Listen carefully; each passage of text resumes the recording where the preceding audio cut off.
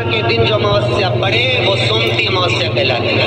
क्या करना पड़ता है उस दिन? पीपल के पेड़ की परिक्रमा करो या तुलसी की परिक्रमा करो या पूजन करो, पाठ करो, कुछ भी करो, पर सोमती के दिन दान करो, पुण्य करो, सत्कर्म करो, भजन करो। तो सोमती अमावस्या का विधान इतना शास्त्र क्यों कहता है कि सारी अमावस्याओं में प्रबल सोमती अमावस्या है। शनिचरी अमावस्या से भी बड़ी अमावस्या सोमती कहलाती है। हमारा जितने भी सारे ग्रह चंद्रदेव के साथ मिलकर भगवान शंकर की आराधना में डूबते हैं और भगवान शंकर की आराधना में डूबते हैं, तो उस दिन जो किया हुआ दान पुण्य सत्कर्म है वो हमारे, आप लोगों को मालूम होगा, पितरों की 3 गतियां, पितर, आहुत, वासु।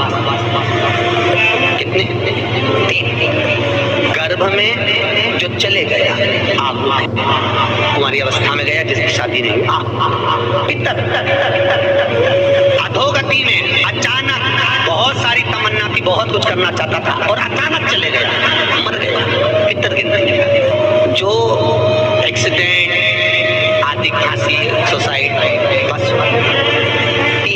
शास्त्र कहता है सोमती अमावस्या के दिन ये तीनों आहुत, पितर, वासुक, जहाँ पर घर की कुल की माता पीपल की परिक्रमा करती है या तुलसी की परिक्रमा करती है या पूजन करती है या दान करती है सोमती अमावस्या के दिन, तो ये तीनों को उसका भाग प्राप्त हो जाता है, तीनों तर जाते हैं। फिर उनको पिंड की जरूरत नहीं पड़ती महाराज, उनको तर्पण की जरूरत नहीं पड़ती। इसलिए सोमती अमावस्या का क्रम हमारे हिंदू धर्म में ज्यादा बढ़,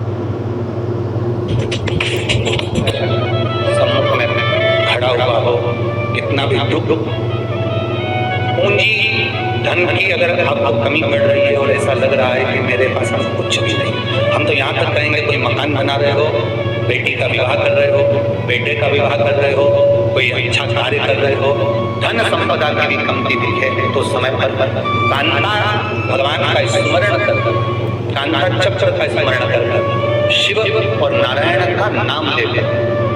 एक बेलपत्र, एक शमी पत्र, एक श्वेत पुष्प, एक लाल पुष्प, दोनों हाथ में लेकर भगवान शंकर के अशोक सुंदरी के स्थान पर अगर समर्पित करा जाए तो संपदा की भी कमी नहीं आती। वो कान्हा चक्र है जो नारायण।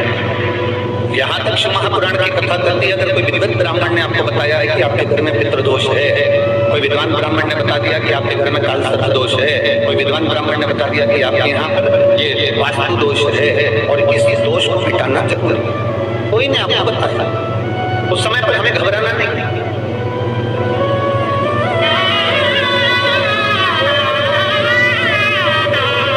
उस समय में घबराने का तरफ नहीं है।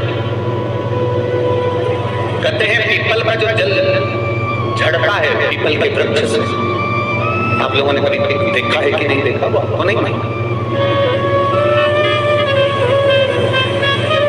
कितना भी अगर कोई वास्तु दोष बता दिया, मित्र दोष बता दिया, काल सर्प दोष बता दिया, कितना भी अगर कोई दोष बता दे, तो पीपल का जो जल वृक्ष में से झड़ता है, कभी कभी आप उसके नीचे हाथ रख कर देखना, थाली रख कर देखना, उसमें पत्थर पर देखना, तो वहां पर भी पानी के निशान आपको मिलेंगे, ओम के निशान।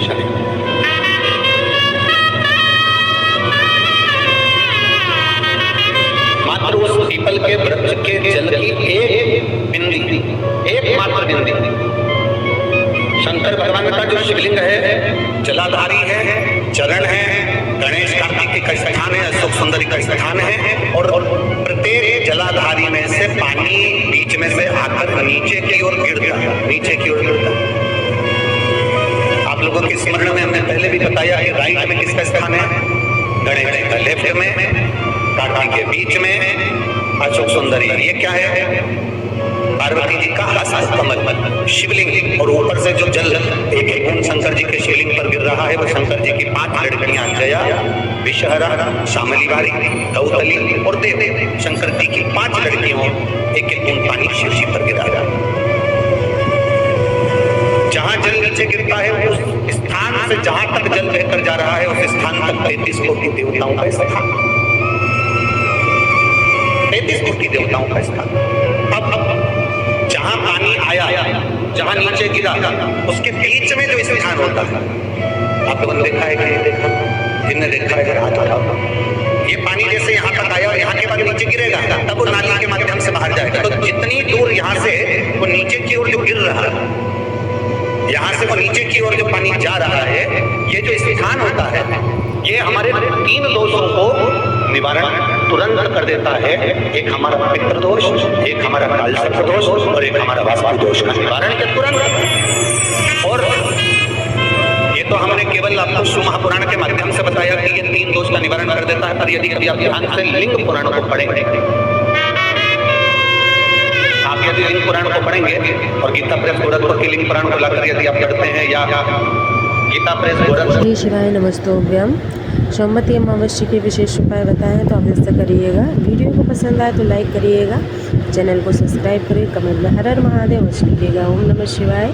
श्री शिवाय नमस्तोभ्यम।